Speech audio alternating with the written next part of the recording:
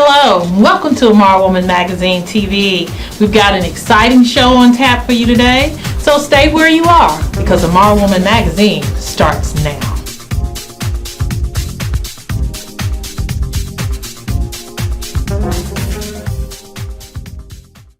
Welcome back. Well, I am delighted to have in studio with me today Sue Berkowitz, my good friend, Esquire, who is the director of the South Carolina Appleseed Legal Justice Center. That's right. And that is a mouthful. It is. But you all do a lot of work, so the long name and title means a lot.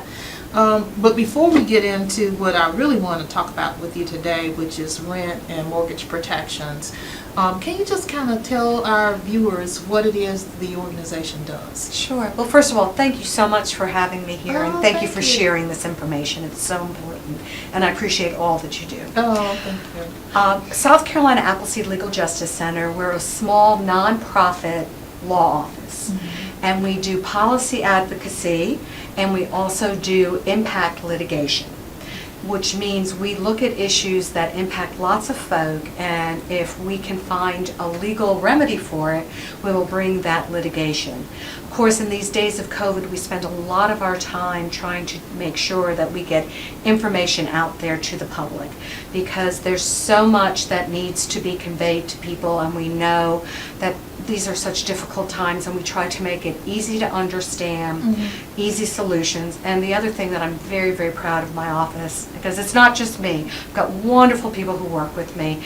It's in English and in Spanish, because we recognize there's a lot of non-English speakers in our state, and they are struggling just like everyone else. Well, that's really important that you all have taken that position to make sure that you're reaching out to those populations, because a lot of times they're just kind of left out, because if the information doesn't come to them in a way that they can read and understand, and then COVID, we really have to be sensitive to that. Absolutely, and we make sure that the information that we put on our website as well, we try not to put it in bureaucratic speak. We try to put it in real English. Layman's terms. Absolutely, recognizing, one of the things when lawyers come to my office when they first start is I have to get out of them, we can't use $5 words anymore. Yeah. We want to make sure the words that we're using mean something to everybody, and that people can understand it. Because if we make it too bureaucratic and we make it too difficult, then we're not helping anybody. That's very true. But y'all have an excellent track record, and we really appreciate the work you do. Thank you. So let's kind of turn the wheel a little bit and talk about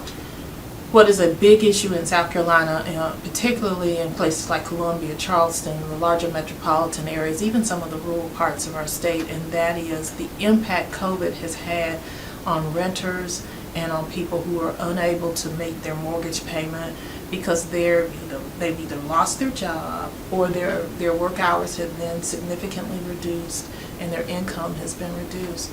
So what is available to help in that situation? Well, the first thing I would want to mention is that, South Carolina wasn't doing well before COVID. That's true. As we know, Columbia had the 8th largest eviction rate in the country. Wow. And the St. Andrews area of Columbia was #1 for medium-sized cities. And North Charleston has the highest eviction rate in the country. But also, I should also mention, though, for rural and small municipalities, in the top 100, 42 of our areas are in the top 100 of rural and small municipalities. So that's scary.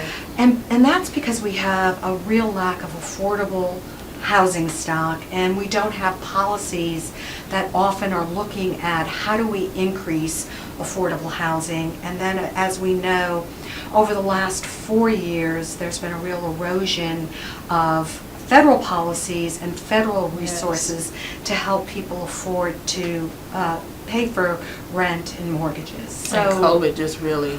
It was like a gut punch for our state, and for all over. And we were pleased when we first shut everything down. When the state first shut everything down, our Chief Justice did put a moratorium, did stay evictions until the middle of May. implored him, sent him letters and asked him to please continue. But he felt it was really up to the legislature and or the governor to do it. And that didn't happen. No, it didn't. It was not because we did not ask. There were 12 organizations, legal organizations like ours, and we sent letters to both the governor and to the leaders in the legislature, and we didn't even get a response. Yeah. They just ignored us. We are so accustomed to that, even if members of the legislature, when we send our letters, we don't get a response. It's really frustrating. And what they didn't realize is, when people lose their homes, that's just a domino effect of losing everything. Absolutely. And so we started hearing from lots of folk. And the one thing that we did have in place for a while is under the CARES Act, which was sent from the federal government. If somebody had lived in federal housing, or the owner of their housing had any kind of federal mortgage or any kind of federal support, they couldn't be evicted. And that was one thing that Chief Justice Beatty was sure to take care of, is he made sure that if somebody wanted to evict an individual, they had to certify. Okay. After that expired at the end of August, we were really worried. But then the CDC issued an order. The CDC order says that if you certify all adults in the household, and the reason I say adults is sometimes people are sharing housing and there's more than one employed person. If all the folks in the household certify that they are unemployed or they've lost hours or they cannot pay due to COVID, then they can't be evicted. Oh, okay. And so if a landlord files an eviction and they've been told, it's actually, they can be prosecuted for that because they lied, they knew the person should not have had an eviction filed against them. But more than that, a magistrate should not evict the individual. But here's the problem. They may not be able to be evicted until December 31st, unless something else happens, and maybe we'll see some relief happen. But after December 31st, if you haven't paid your rent, Got all that back rent. and if you couldn't afford it now, how are you going to be able to afford it? Even if you go back to work, how are you going to be able to afford it? And so we're kicking a can down the road where there's going to be a lot of problems. Now, for folks who maybe have notified their landlord, and their landlord didn't do anything, was still going forward, and you need legal assistance, you can reach out to South Carolina Legal Services, which is the agency that gives free legal assistance to low-income people. And that number is 1-888-345-5592. You can also go to their website, sclegal.org, and you can apply online. And that's really important information. Can you give that number again? Sure. 1-888-345-5592. That is so helpful because there are a lot of people who I know will need that information, particularly at the holiday season, right after the holidays, or really kind of in the middle of the holiday season, to have the protections go away. It's kind of scary and it's cold. And with everything going on, I'm concerned that there might not be a COVID relief package soon enough. And so we need to figure out what to do. Well, Sue, thank you so much. Thank you for everything that you all are doing over at Appleseed. We really appreciate it. Well, we couldn't do it without folks like you helping us all the time. And thank you for always being there. Well, stay with us. We'll be right back. The Comet gives me a reliable source of transportation. It's very convenient to me, and they have wonderful drivers. It's clean and it builds community. It's fun to meet people. It makes me feel like really independent. It's just fun. Comet's always going to be there and gets me everywhere I need to go. We try to ride every single day. Comet is our livelihood. Welcome back. We are delighted to have in studio with us today Ms. Pamela Bino Reed from the Comet. Now let me make sure I get your title correct. The Manager of Marketing and Public Information. That's correct, Wendy. Well, thank you so much for joining us today. Lots of good stuff happening at the Comet. Yes, thank you for all having us. just got finished doing some wonderful things connected with the election. Yes, we did. So, at every election, whether it's a primary or whether it's the general, we have free rides for people needing transportation to the polls. So, whether you're a DART rider or whether you're a fixed route rider, you know, you can catch the Comet to exercise your constitutional right to vote. And we feel very strongly that transportation should not prohibit anyone from having that right. Absolutely. Well, we thank you for that, and I can tell you that people took advantage because I've never seen so many people voting early absentee in person. Yes. That came out before Election Day and voted in person, and I'm sure that that transportation helped. Yes.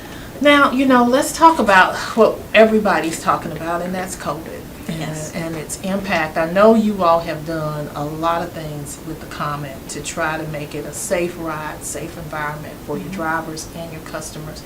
Can you talk a little bit about some of the things that y'all are doing? Absolutely. So we are, our whole premise is getting people where they need to go reliably, responsibly, and safely. So when COVID hit, we looked at how could we transport people to their essential destinations and make sure that they're safe along the way, as well as protecting our drivers.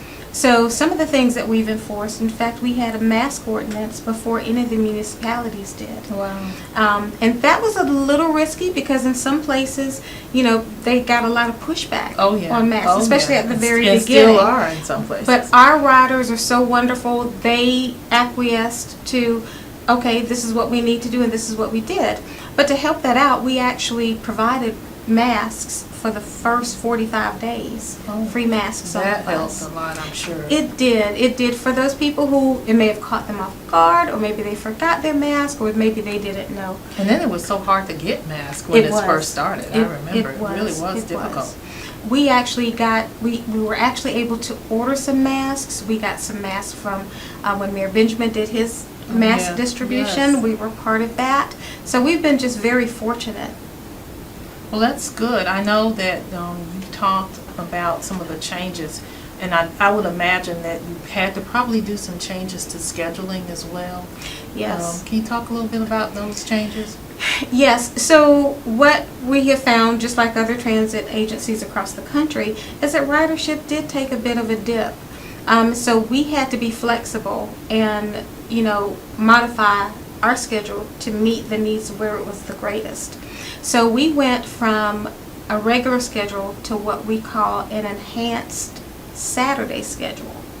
So in some cases that means the bus starts later and ends earlier. In some cases that means a bus that doesn't come on a Saturday, it's not going to run.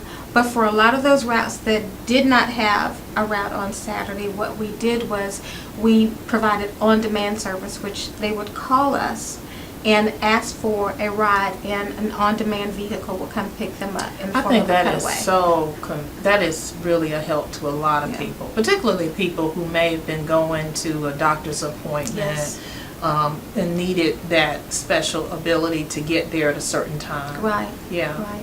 Now, talk a little bit about some of the things you were saying before we started.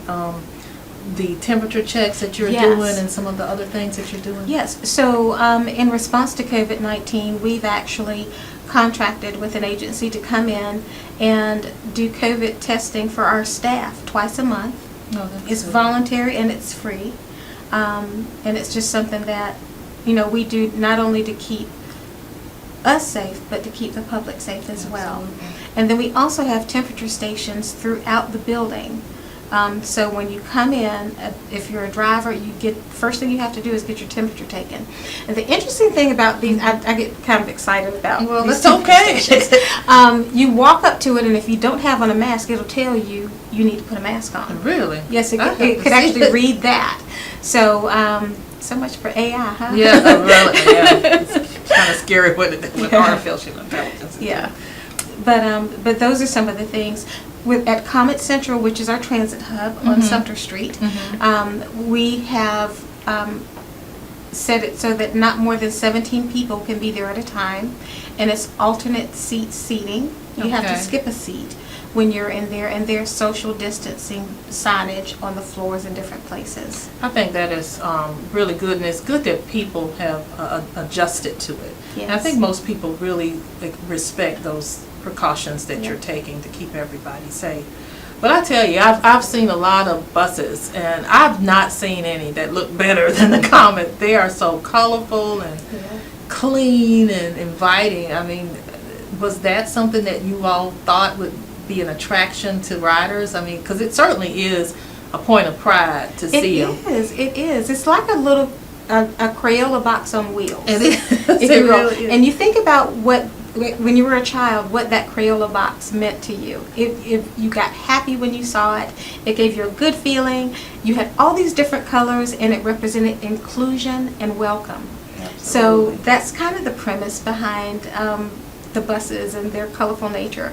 One of the things that we've also been able to do is, we have community partners like Columbia Metropolitan Airport, where they have a custom bus on the 91 route that they designed the wrap for that. Midlands Technical College is another community partner that we have, and on the routes that go to Midlands Tech, it's wrapped in Midlands Tech colors. I think that's just, it's just a good, well, you are in charge of marketing. So I just think that's such a good way to communicate to the public a sense of welcomeness. And one last question. A lot of the information is available online because you said some of the routes have Yes. changed. Can you talk a little bit about what's online for people who may be interested in checking on their Absolutely. routes? Absolutely. So if you go to catchthecomet.org and under routes, it will say which routes are running, what their schedule is, and any changes that we put online, we put it on as an alert, and we also have it on that routes page. So it's always going to be up to date. And if anytime we do any big change, we'll send out a press release. So it goes out to the public, and we also post that on social media as well. Wonderful. Well, Pamela, thank you so very much for coming in and having this conversation with our viewers. This is important information. Thank you. It's been a pleasure. Transportation is a big deal. It is. It really is a big deal, and public need transportation is so necessary. So thank you all for all you're doing over at the Comet. Thank you so Keep much. us moving. Yes, we do. Yes, we do. Thank you so much. Well, stay with us, and we'll be right back.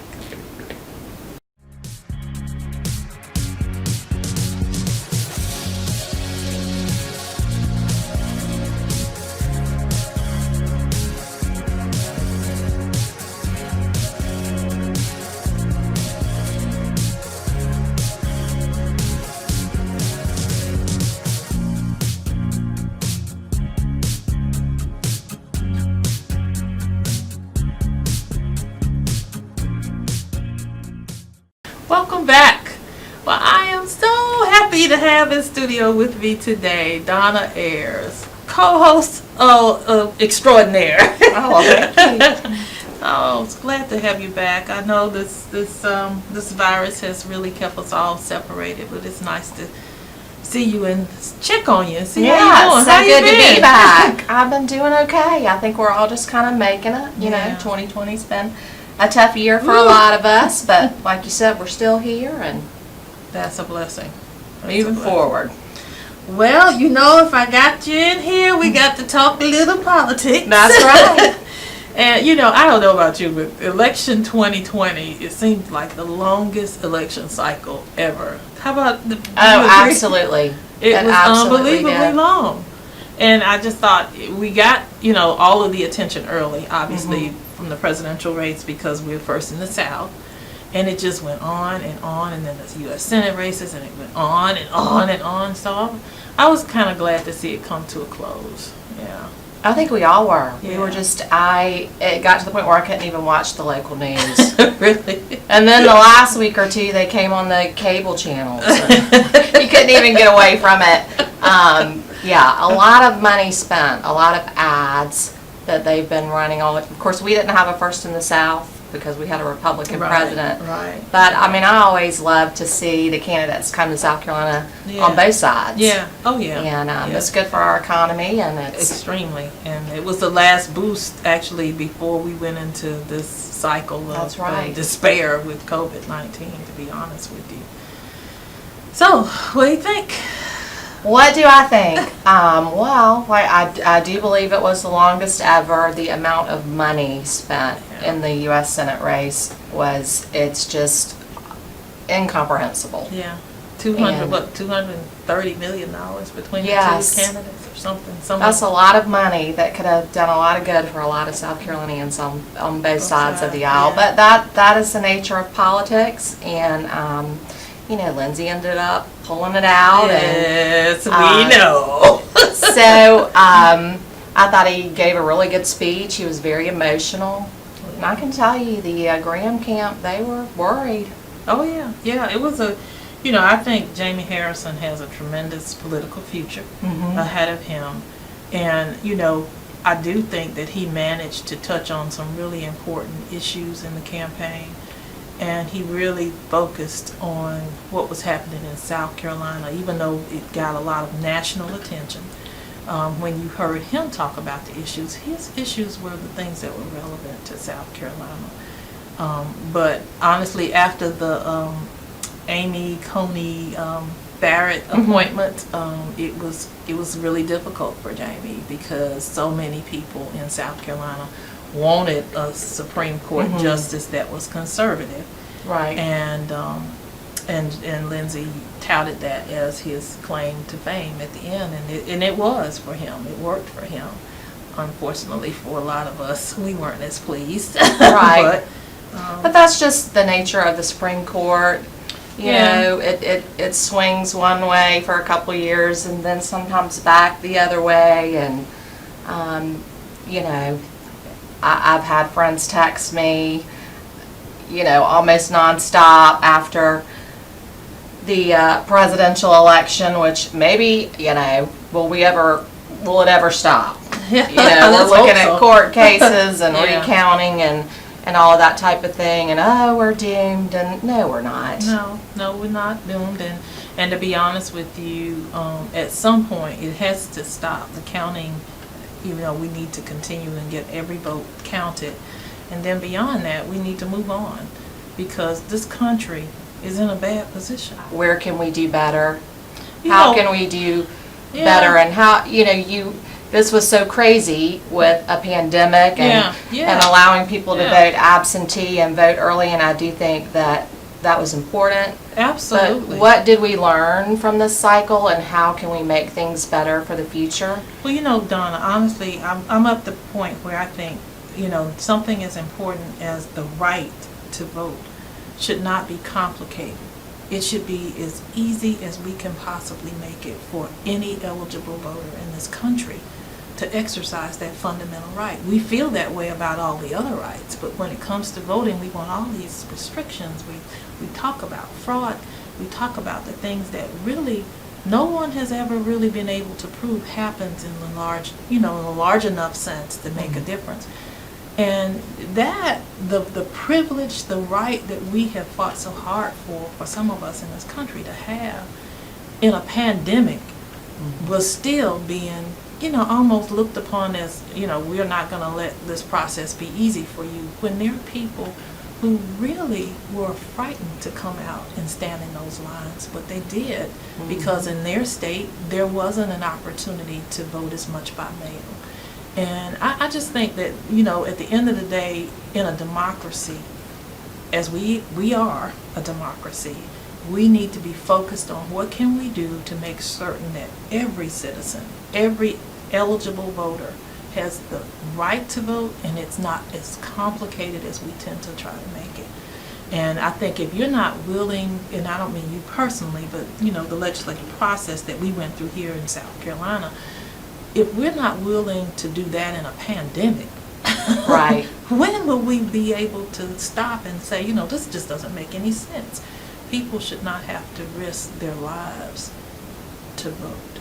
Right. Well, I think certainly in South Carolina, we had those options for them, and For the first hard, time ever. hard fought to get, Well- hard fought. And we still confuse them with that witness back and forth, back and forth. You need a witness, you don't need a witness. Yeah, It's that just- was, it was I told crazy. people, just get a witness. Yeah, If we you're have to end married, up- it can be your spouse, It could be anybody, it could be a kid. That's right. And that just goes to show you how ridiculous it is if it can be anybody and we don't check it anyway.